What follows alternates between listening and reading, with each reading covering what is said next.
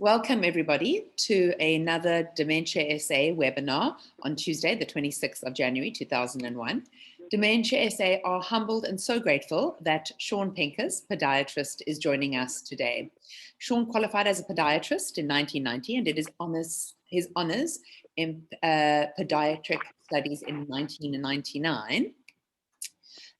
He has been in private podiatry practice since 1991, and although concentrating his areas of interest in sports podiatry, he runs a general practice and he treats most foot conditions, including as well-known conditions that affect people who have diabetes and rheumatoid arthritis.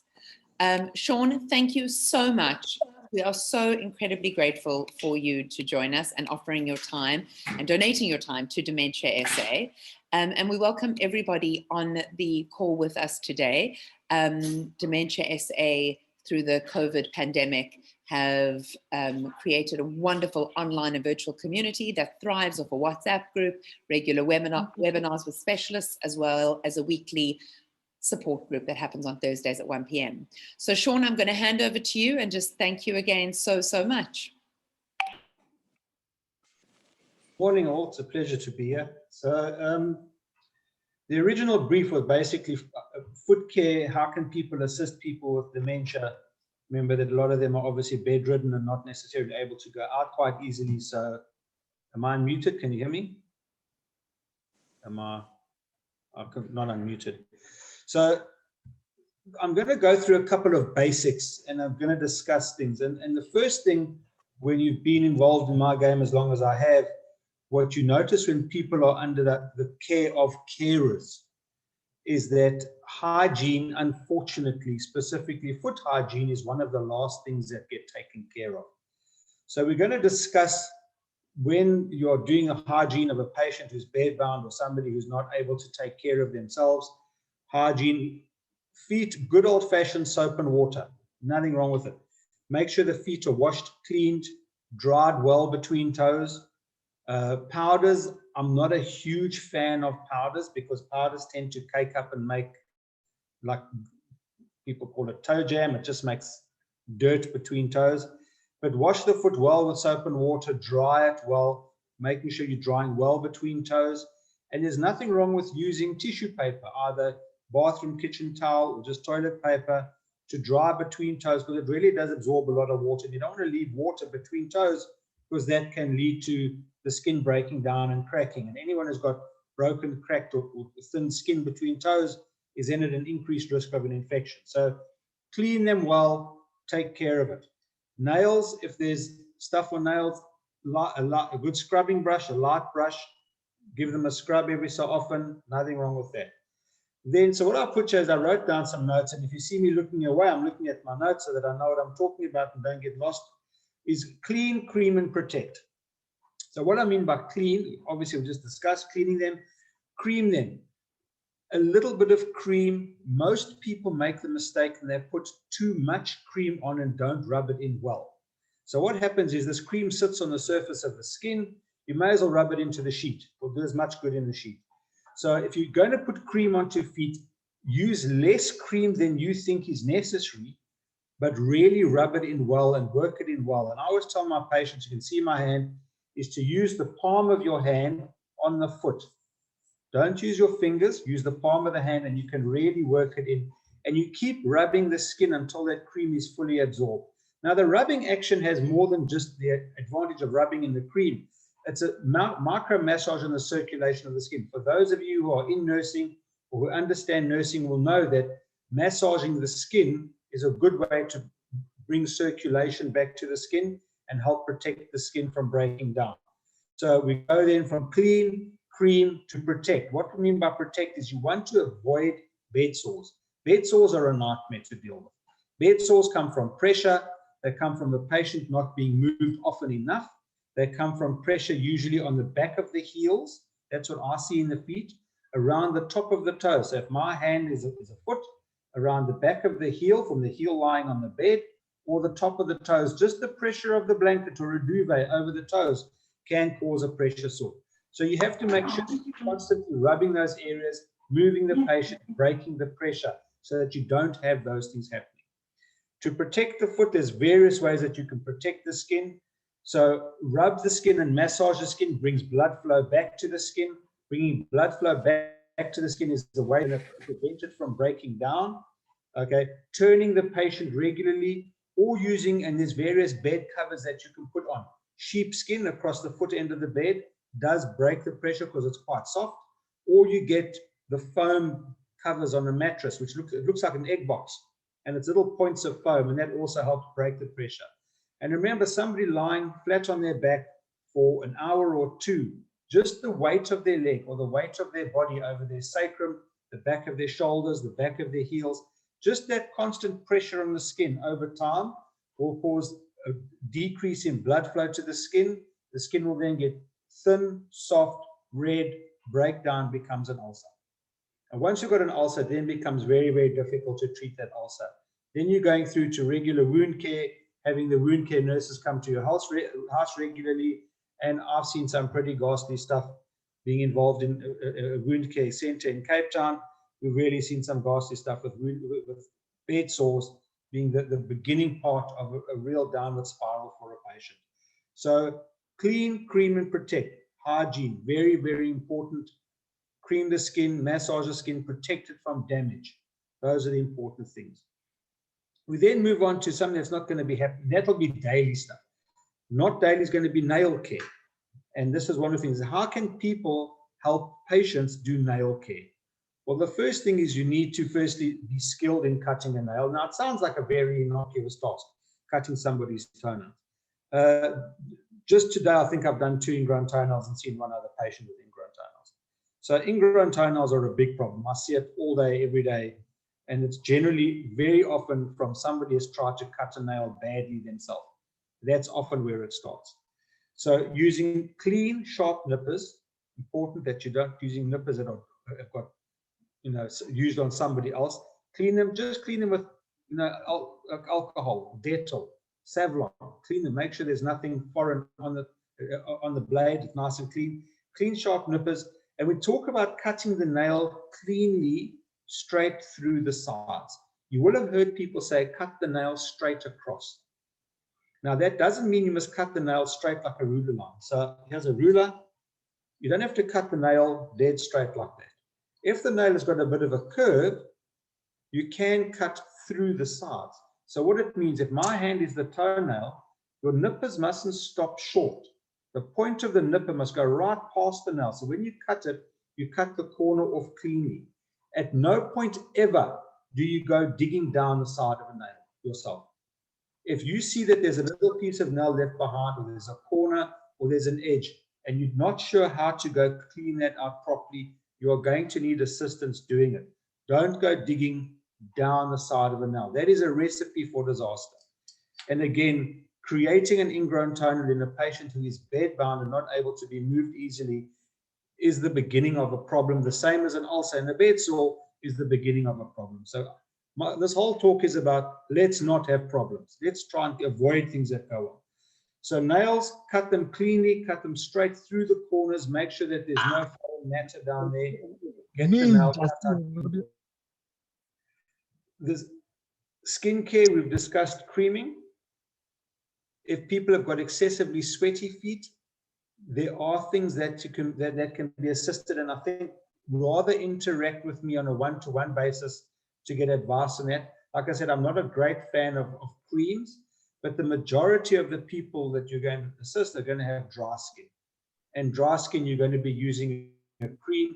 And again, there's a variety of creams, from very bland creams, which don't have any acids in them, to slightly more advanced creams that you've got a bit of acid.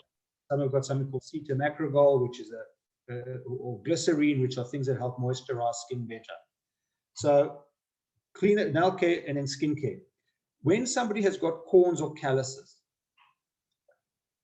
there are a lot of over-the-counter remedies and a lot of myths and misconceptions.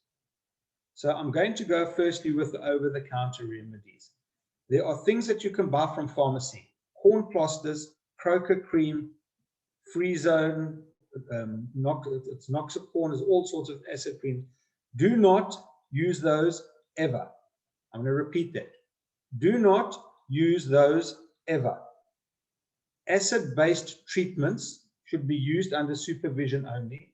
Although they are freely available from pharmacy, they are often too aggressive, put in the wrong place, in too high a dose, and what happens is it burns the skin around the callus, or it burns the skin around the corn, creates a wound that's unnecessary. And when by the time the podiatrist gets to treat somebody who's used an acid on a corn or callus, it's very difficult to treat them safely because the skin is now so damaged from the acid that when we start treating it and we use sharp debridement, we're using scalpels and blades, when we start cutting, that skin's going to break down and tear.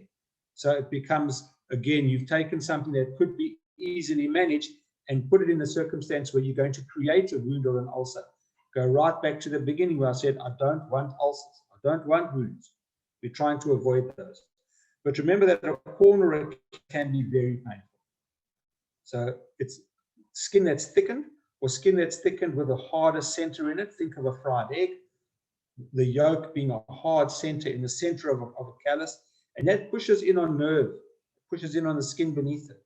People will say, make sure you cut the roots out of the core. That's going to be the first myth I'm going to dispel. There is no such thing as a root in a corn or a callus. It's not a plant. It doesn't grow. The root is the pressure that causes it. What people think is the root is actually that hard nucleated center, what's a harder portion in the middle of the corn or callus that presses in. And that's what creates the pain.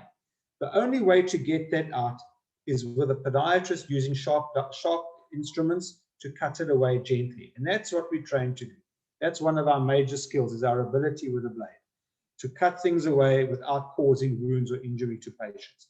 So if somebody has a corn or a callus, rather than try and treat it with a buffing stick or a pumice stone or acids yourself, it's better to then have the ability to get hold of a podiatrist and say, can you assist? The best place to get hold of a podiatrist, I'll put it up at the end, Podiatry Association of South Africa. Not all podiatrists do home visits, but many of them do. So corns and calluses do require specific treatment, and I want you to please avoid acid-based treatments because they cause more trouble than you're trying to save and fix in the first place. Similarly, ingrown toenails. Ingrown toenails can become infected very quickly. They are painful. So if anyone's ever had an ingrown toenail, they know what I'm talking about. They can really hurt, but they are very often a source of infection. Again, you want to avoid that problem. You want to try and minimize the risk. So if somebody's complaining of an ingrown toenail and you're not able to treat it easily or simply yourself, rather get a podiatrist involved so that it can be treated quickly and easily and nipped in the bud before it becomes a major problem. Okay. When we talk about creams for dry skin, there's a lot of creams on the market. Like I said, some are bland, so something like aqueous cream is just a bland cream. It can be used often in place of water, can be rubbed on the skin, wiped off, or can be rinsed off. It's used in place of soap sometimes. But then you get creams that have got various components. Sometimes if the skin is very, very dry, you're going to need more acids or glycerine or something else to help the moisture penetrate the skin. What I like telling my patients to do is to use a scrubbing brush. So if you've got really dry skin, a scrubbing brush does the following. Remember that your skin has a natural waterproof layer around it. And if you just wash the skin with your hands, if you just wash with your hands like that, you don't take off that waterproof layer. You need to take a nail brush and actually scrub the skin because it takes off that waterproof layer, which allows the cream to penetrate the skin better. But remember then that today's cream will become part of tomorrow's waterproof layer. So you need to scrub the skin daily. It doesn't have to be an aggressive scrub, but just a good light scrubbing on the skin helps remove that waterproof layer, helps the cream penetrate better, and you'll see within a week to two, the skin texture will be better. Why is avoiding dry skin a problem? Well, dry skin can tend to crack, and cracks can again predispose to wounds and infection. So we want to make sure that there's no wounds or infection. We're trying to avoid these problems. Okay, so using a good quality cream, and again, if you were to get hold of me, send me a picture. I could advise you and say, this is one or two types that you can use. There's a few brands that I use that I'm quite interested in, that I like on the market, and they're really good. Some of them are quite a bit more expensive, some are quite reasonable, and they go quite a long way, because what I said earlier is most people use too much cream. You want to use less cream. So less cream rubbed in well, as opposed to more cream slapped on the surface of the skin and you hope it will penetrate. It doesn't, it just sits there. Now, one of the questions that came up was about blisters. So blisters, there's a few reasons for blisters. There can be infections. So a fungal infection can cause a blister. Viruses, not so, some viruses can, but fungal infections can. And you get a blister on the skin, or blisters come from friction. So the thing is, you want to remove what's causing the friction. So if somebody's mobile in bed and they've got restless legs and they're kicking and moving and they're getting blisters from the friction on the bed, you want to protect those parts. And you can protect them with a variety of things. So one of the simplest, you get blister plasters, or just normal, a good quality plaster that's not going to peel off in bed. Reduce friction, so you can use creams, use the blister plaster and a cream on the skin, so that you can try and reduce the friction. If somebody's wearing socks and they're getting shoes and socks, they're getting blisters in their shoes or socks, take Vaseline and rub it into the surface of the skin over the area where they're blistering. And what happens is the sock then slips between the foot and the shoe and reduces the friction that way. So there are ways that you can protect blisters. If somebody has already got a blister, there's a lot of thought. What do? Do you pop it? Do you not pop it? Generally, if the blister is not causing extreme pain, leave it alone. A blister is the most sterile dressing you can get. You can't get a better dressing than a blister. Just leave it. The fluid will be reabsorbed. The skin will dry. It will heal underneath the blister, and then that piece of skin will peel away. If it does open, clean it, dress it. Make sure that you're covering it. You want to avoid that dressing, that little wound, a little blister becoming an infection. I'm going to move on to diabetes a little bit. I would imagine a few of the patients are diabetic or have got diabetes. Remember that the important thing with diabetes, nutrition. Make sure the nutrition is not excessive and that the nutrition is not pushing their blood sugars high. Check their blood sugars as often as necessary. Now, I always like my patients to check their blood sugars 2 to 3 times a day. Not always easy in some circumstances, and it does become more expensive because you use more test strips and lancets. But having a good understanding of the patient's blood sugar is very important in terms of understanding their medication needs and their nutritional needs. And remember that the higher the blood sugar is, the more damage that's going to be done by the body when they're diabetic, the greater the likelihood of complications, being loss of sensation and or wounds becoming very poor healers. So diabetes, again, a good idea to make sure that you're working with all the caregivers around you. So that would mean the doctor, the diabetic nurse, the podiatrist, whoever else is involved in looking after that patient's diabetes. Having the patient with diabetes get a diabetic assessment. You should have an assessment at least once a year. The assessment is about establishing a risk of that patient. So the assessment involves checking the nature of the skin, nail conditions, movement of joints, blood flow, nerve supply, and putting that all together in the foot assessment to establish the risk. If there's a risk, you want to try and mitigate that risk because you want to avoid the patient getting a blister, getting an ulcer. Again, we go back to what I said right in the beginning. I want to avoid problems. Problems we can fix, but if we avoid them, it's the best way to fix them. So let's not get the problem. So look after the patient with diabetes, and if you need specific help, you're going to ask for specific help. Then one of the questions came up. I'm just going to go through some of the questions that I was given. So the first one was blisters. Protect the skin, lubricate the skin, or reduce the friction that's causing the blister. Then another one, I don't know if you can see the picture. You can all see that. Okay. It's about the entire nail looked like the tip of a nail, yellow in color and thick. So a yellow nail, the obvious one people are going to go to that is a fungal infection of nails. So when a nail looks yellow, people will think automatically it's got a fungus. But psoriasis of nail, which is another skin condition, can look exactly like a fungal infection.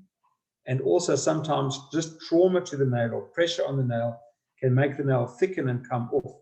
And then it can also be mistaken for a fungal infection. So where somebody's got a nail disorder, a nail disease, you do need to have it diagnosed accurately, because the diagnosis is going to dictate how you're going to treat that person.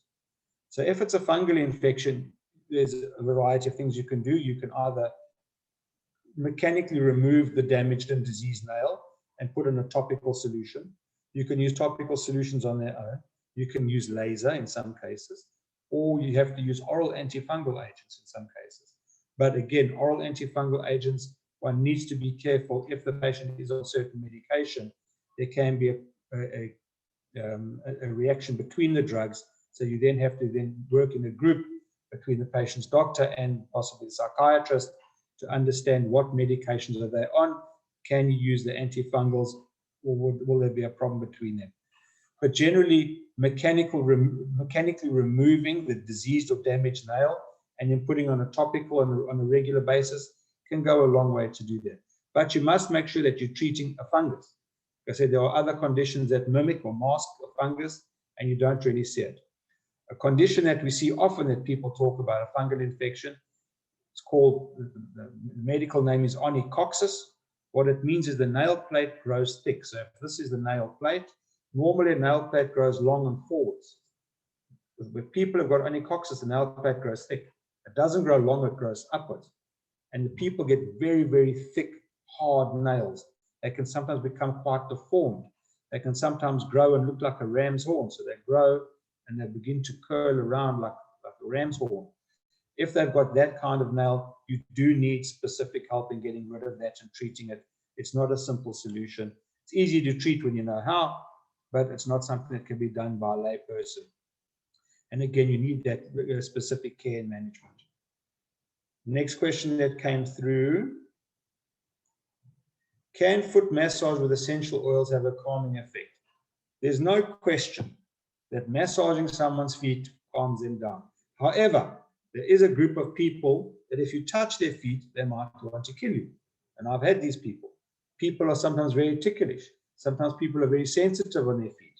So if somebody's got really ticklish feet and you have to help them clean their feet, what I found in my over 30 odd years of being a podiatrist is if you touch those people lightly, they will jump up and down. And the more they jump, the more they're going to jump. So if someone's got a ticklish foot, grab the foot firmly. As soon as you've got firm control on the foot, they won't be ticklish. So control the foot like that. But the question is, can foot massage with essential oils have a calming effect? Absolutely. Massaging someone's feet can, in many cases, calm them down. The essential oils, I'm not skilled in the use of essential oils, but I imagine there are essential oils that can make a difference in calming people down. What does one need to look for when selecting shoes for an elderly person? So the first thing is the shoe must match the shape of the foot. You don't want the foot to go match the shape of the shoe. So get a shoe that's similar in shape and size to the foot. When you size the foot, you always need a little bit of space. So if that's the tip of the front of the foot, there should be a finger's width, so 1 finger's width in front of the longest toe on the biggest foot. That's the shoe size you go to. So you want to make sure that the shoe is sized correctly, that there's no pressure from the shoe onto the foot. The next thing is the shoe should have closures or fasteners that hold the shoe onto the foot. You don't want the foot holding onto the shoe. So you need either Velcro straps, laces, straps of buckles that hold the shoe onto the foot comfortably so that when that person walks, they're not going to have their foot trying to hold onto the shoe. So important that the shoe fits and it's held on well. What I have seen some people do is the shoe is too big or they don't have all the straps over the foot. And when they walk, the shoe flaps down like that. And if the shoe flaps down, it can possibly trip your patient. And if somebody trips and falls wearing a shoe, an old person who trips and falls and fractures a hip, fractures an arm, fractures a shoulder, damages their face. Again, not necessarily a good thing. It's usually something that precipitates major problems. So they must be able to walk comfortably in the shoe. It must hold on their foot, and it shouldn't be in a position that they will slip and trip. So the shoe should have decent grip underneath, but not be too sticky, and it shouldn't fall off their foot that it will catch on something when they're walking. Next question. How does one pick up discomfort either from a corn, warts, or toenails in an elderly person? Generally, they're going to complain of pain. If they're not able to actually verbally tell you what's going on, visual assessment from yourself, but generally they will tell you that something's hurting, or there will be a way that you understand that they are not comfortable. And if someone's just not comfortable, can't tell you specifically where it is, go down, look at their feet, take off the blankets, take off their shoes and socks, have a look at their feet, do an assessment. Again, if you're not sure, is this a problem? Take a picture, send it, and I'll say, yes, that's the problem, get it treated. Or this is what you're going to do for it. So I will be available to advise when and where necessary. How often should feet and toenails be checked? They should be checked every day. If the person's having daily hygiene and their feet are being washed and cleaned, they're going to be checked daily. Have a look at it. How often should they be toenails be checked? Depends how fast nails grow. Nails grow generally 1 to 1.5 millimeters a month. So nails need to be cut between 4 and 8 weeks, depending on the person. Some people, their toenails grow quite quickly and some are quite slow. And the ones I spoke of where the nail grows thick, not long, those only need to be treated about every 3 or 4 months. So difficult to give you a specific answer, but between 4 weeks and 3 months, you'll need to check toenails. If someone's complaining or you're seeing red, hot, swollen pus, there's a problem. Get it seen immediately. Is a salon or home pedicure also acceptable in between visits to a podiatrist? If there's no problems with the patient, so it's just cutting normal nails, a pedicure, there's no problem with it. With a good pedicurist coming along and helping out cutting the toenails, as long as they, and I might get shot down in flames, they don't try to do too much. Pedicurists are not necessarily trained to treat ingrown toenails or things like that, so they shouldn't be using sharp dissection. Some do. Some are skilled enough to do it, but it's not necessarily 100%. So where the patient has got no complications and it's a simple management, cutting of toenails, a pedicurist is absolutely fine. Sometimes what I do with my patients is I will treat them, and every second time the nails need to be cut, the pedicurist does the second one and I do the first one. So I'll treat them at, say, 5 weeks and the pedicurist at 10, and then I'll see them again 5 weeks after that. So I'll alternate with the pedicurist and myself. So that is absolutely fine, but possibly have a podiatrist in once just to tell you what's going on. Next question. It says, I have a question. A doctor told me that fungal infection is difficult to treat in elderly patients because of reduced blood supply to the feet. The patient is not diabetic. We have tried tea tree oil as well as Locerol. Neither have worked. Any suggestions? Okay, so fungal infection of nail is difficult to treat at the best of times. You don't have to be elderly to have a problem. It is worse if there's no blood flow or the blood flow is reduced. Tea tree oil does work, but tea tree oil denatures very quickly. It oxidizes and it loses its potency. So tea tree oil has been touted as being a fantastic treatment for fungal infection of nail. It doesn't work as well as we think. Apple cider vinegar is another one of those home remedies that people say, but again, apple cider vinegar is acidic, and you need to be careful when you use it that you don't damage the skin or the nail. So if somebody's got a fungal infection of nail, I'm going to go back to what I said. It must be diagnosed properly that it is a fungal infection. And treating it, there's a variety of ways that it needs to be treated. It is a difficult condition. It is a resistant condition. And in a patient with diabetes, it must be treated because it can possibly cause an increase in the risk of ulceration. It can cause the fungus to go onto the skin and to other parts of the body. So you should be looking at it specifically in the patient with diabetes. But fungal infection of nail can be a problem. The nail can also grow very thick because of the fungus, and that thickening can put pressure on the nail bed and cause pain. Generally, the fungal infection itself doesn't hurt, but a thicker nail from the fungus can hurt. So it can cause the nail to deform, which can cause an ingrown. So fungal infections should be looked at and treated properly where somebody's got one. Okay. Oh, here we go. This is a fun one. My question is about peripheral neuropathy in both hands and feet. For diabetics, I know that exercise, eating correct meals, and vitamin B could help. Is there any other known treatment or operation that could assist in alleviating burning, tingling, deadening of nerves? Okay, so peripheral neuropathy is a very difficult condition. There are some drugs that do help. If you've got peripheral neuropathy, the best way to describe it is think of an electrical wire where the insulating plastic around the wire has disappeared.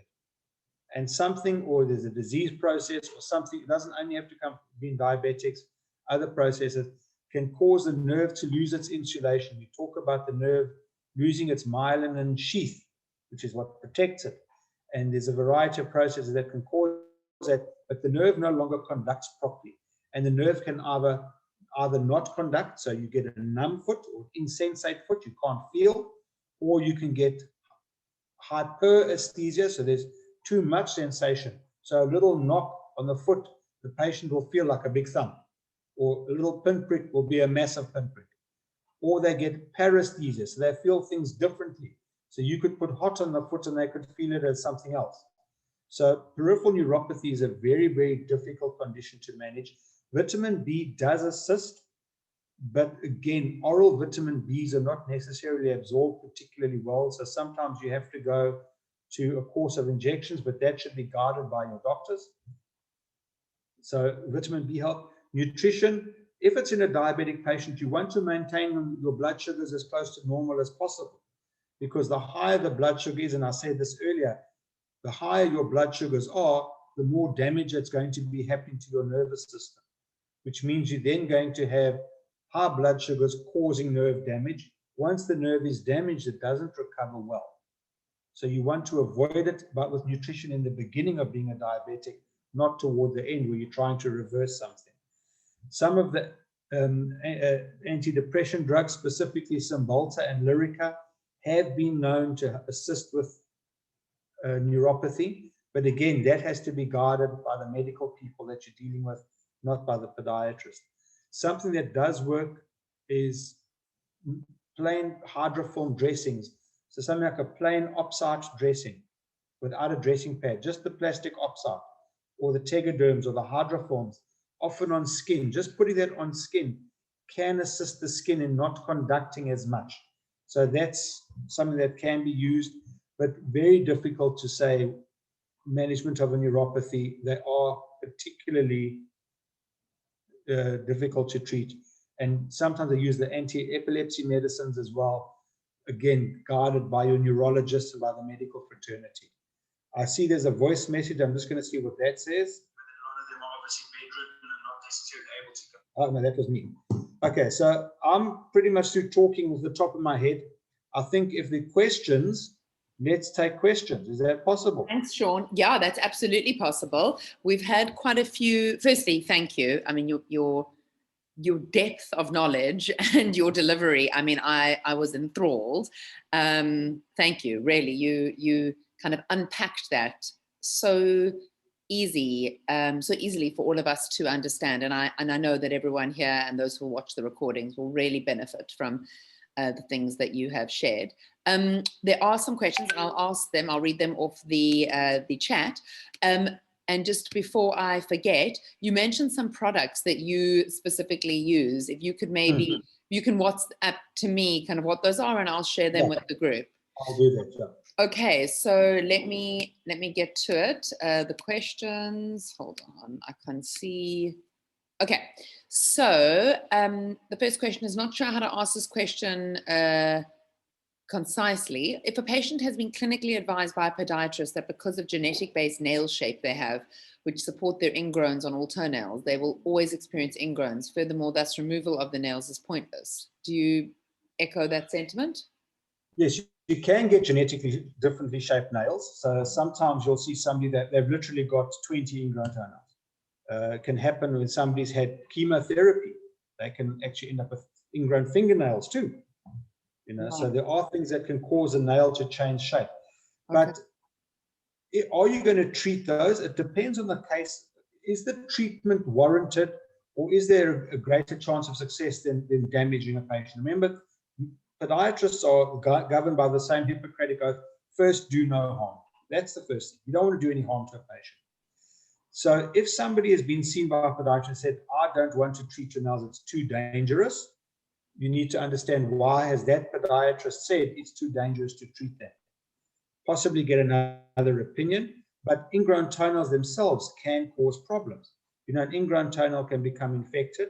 In a patient with diabetes, that infection can run rampant, can cause gangrene, leads to amputation, which is now a greater, what is the greater issue? So you have to possibly get maybe 1 or 2 opinions in a patient like that and understand why that podiatrist said you've got a genetically altered nail shape and I don't want to treat you. So it's a good idea to have an open discussion and say, well, what else can we do? How do you manage somebody like that? It's easy to give a comment and back off, but what are you going to do if there is a problem? So I'll get another opinion on that one. Okay, great. Thank you. And then the second question is there an image-based step-by-step guide, including clipper types, a source one could access, ideally for free, on how to cut ingrown toenails? There's quite a lot of stuff online that you can get.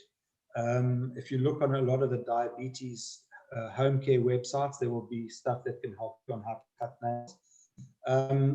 If you can't find stuff, one visit from a podiatrist and say, show me how to cut granny's toenails properly myself, is not a bad call. Okay. What kind of nippers? There's various kinds of nippers. There's the squeeze kind, that where the blades come together. And then the ones I use look like a little pair of wire cutters or side cutters. Those are actually easier to use, I find. And would be easier for somebody to use on somebody else. But you just need to be shown how to use that. So where I talk about cutting the nails straight through the sides, that needs to be shown to you once to understand what I'm talking about. Okay. And I guess, I mean, once one has developed the relationship with the podiatrist and the person living with dementia, it's possible that maybe an at-home visit could take place. And then that relationship, it's not a bad, especially if kind of these things are coming up quite a bit, not bad to have that person, not bad to have that relationship kind of in the repertoire of help that you have. Oh, absolutely. Remember that somebody with dementia, you're going to have the GP or the psychiatrist or the gerontologist involved. So you've got that relationship. There may be a dietitian involved. There may be a nurse doing home care or assisting with wound care. The podiatrist would then be another practitioner that you need a relationship with, because as you've hopefully seen by now, feet, a lot can go wrong at the level of the foot. Right. And you want to avoid those problems, because once the problem's there, a big thing is, but the podiatrist will cost money. Yes, it will cost money. But the wound will cost 30 or 40 times as much. Right. Potentially be the precipitating factor that can lead to significant morbidity and mortality. That's great. So you want to make sure you're avoiding the problem by spending the money wisely once or twice in the beginning and knowing what to do going forward. Okay, that's great. Thank you. The next question is similar to the previous question. It's about, is there kind of an image-based source to identify fungus on the toenails? But I guess is that kind of going to refer you back to the same sites as the ingrown toenail? No, there's a lot of, if you just Google fungal infection of toenails, or you Google differential diagnosis of fungal infection of toenail, you're going to get, how much time have you got in a day to look at the picture? But fungal infection of nail and psoriasis of nail and what's called onycholysis, with an onycho being the word used for nail, lysis separation, you can often get a condition where somebody says, I guarantee this is a fungal infection, and you'll do a culture or a lab-based test to check it, and there's no fungus. And then you can see the opposite, where you think there's no fungus, and it is. So they can be quite innocuous. And also, there's 3 different types of organisms that cause fungal infection of nail. There's what's called dermatophytes, and then yeasts, and then molds. And dermatophytes are by far the most common. Then yeasts and then molds are very uncommon. So you need to have somebody look and make sure that the diagnosis is correct, because there's no point in spending a long time and a lot of money treating a fungus when it's not a fungus. Okay, thank you. Okay, then are there podiatrists that you've worked with? So now, bearing in mind that the majority of people who are on this webinar now, so not people watching recorded, are in the kind of Western Cape area, but all over South Africa. So are there podiatrists accessible in the community healthcare clinics for those who are kind of using state medical as opposed to private practice? Okay, so in Gauteng, there's a fair number of people in state health. In KZN, to my knowledge, there are 2, as in 2. In Western Cape, naught. Sure. It's something that I've been trying to get people to listen within the state health facility for a long time. You cannot have a majority of people not able to access a treatment that is essential. But unfortunately, in large parts of the country, the only place you are going to get podiatric service is private. And you need to then discuss with that podiatrist if money is an issue or finance is an issue, how can they assist? But unfortunately, in significant parts of the country, large parts of the country, there is little to no podiatric care in state health or community health, with the exception being Gauteng is quite a lot.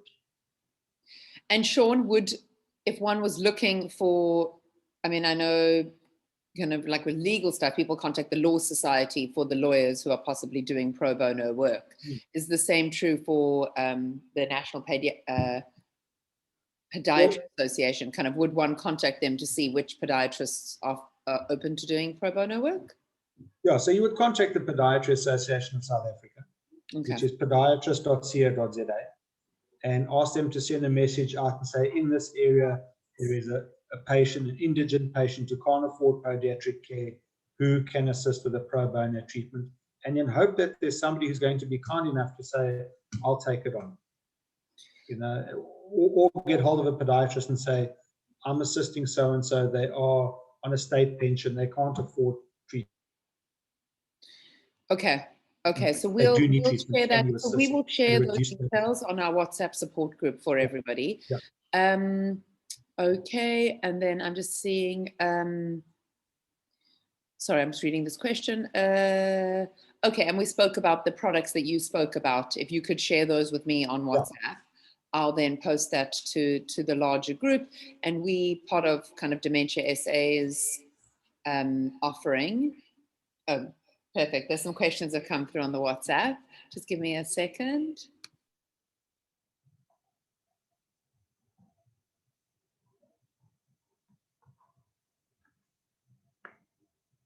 Okay, great. Sorry, we got some questions coming in to the WhatsApp group. Sean, give me a second so I can read those. All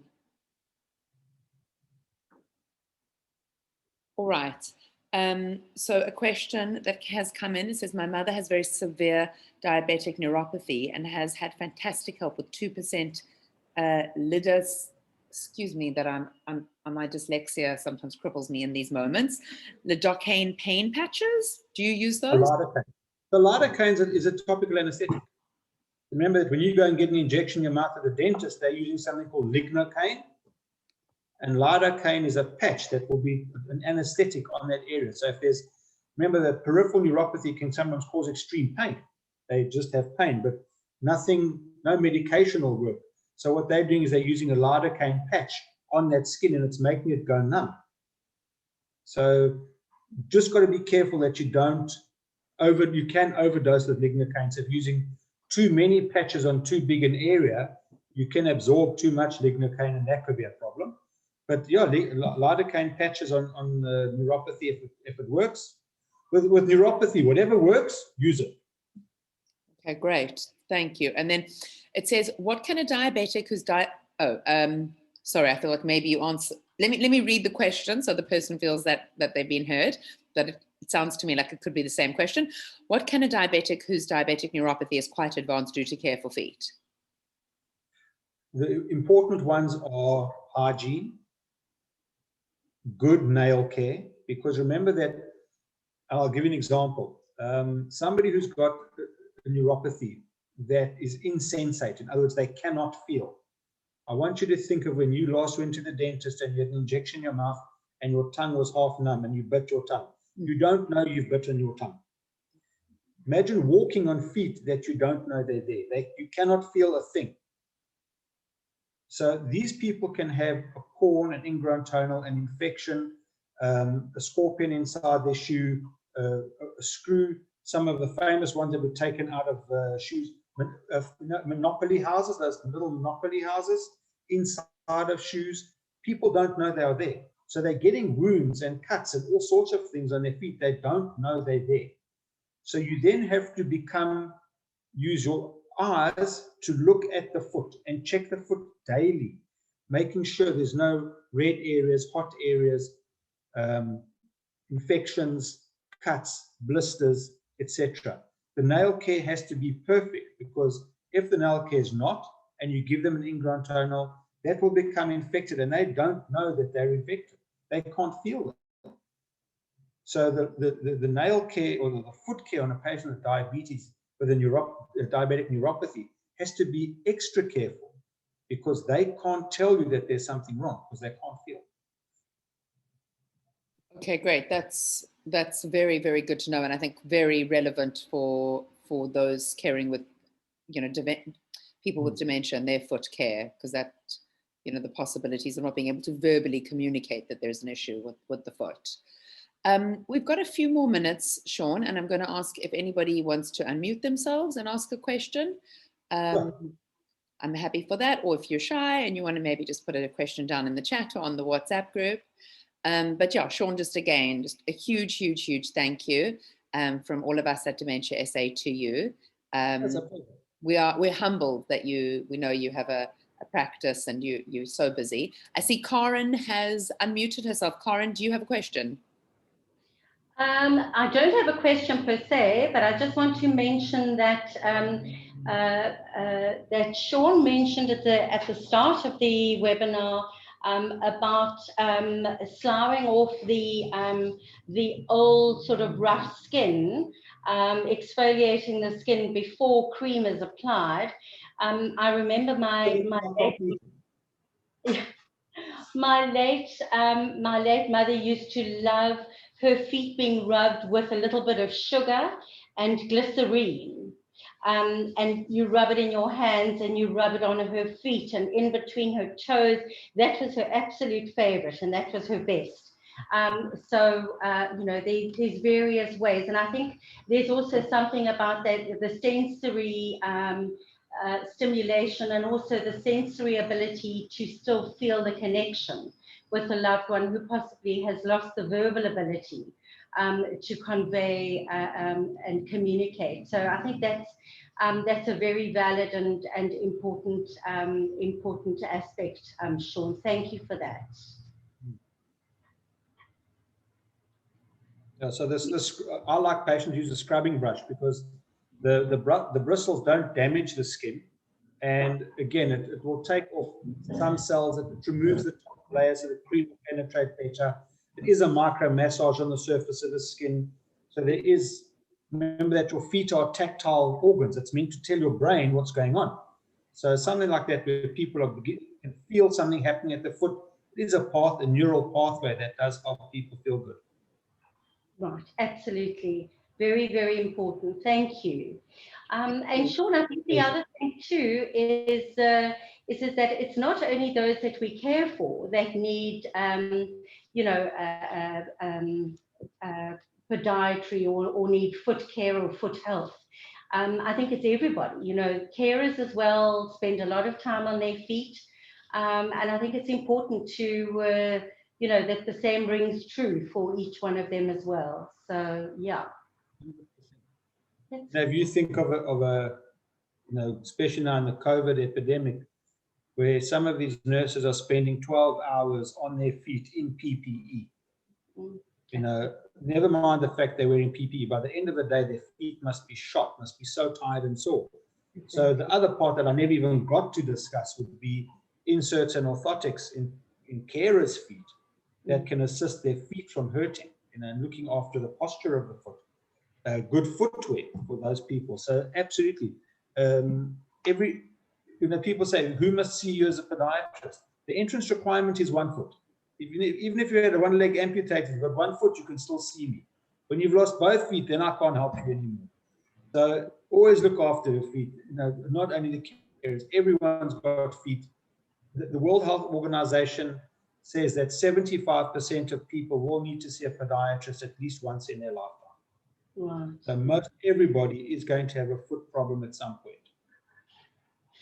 And Sean, I think that you've been so generous and very liberal with your information, and making it accessible to us in a way that we can understand all of this. And I think it's so important and very valuable. Dementia SA is going to be looking at some of the resources that you have spoken about, and we'll be sending them to everybody, and I think even putting them up on our website as a resource. So yes, I think there is a time for 1 or 2 more questions, but certainly we will contact Diabetes SA and see if they have any resources available for us, and then send credible, valuable information out to the members of this webinar and those that access our website. So from me, I know Abigail's going to finish off the session, but from my side, thank you very, very, very much. I really appreciate it, Sean. Thank you. Absolutely. Thanks, Karen. And thank you, Sean. I think we're going to end there. I'm going to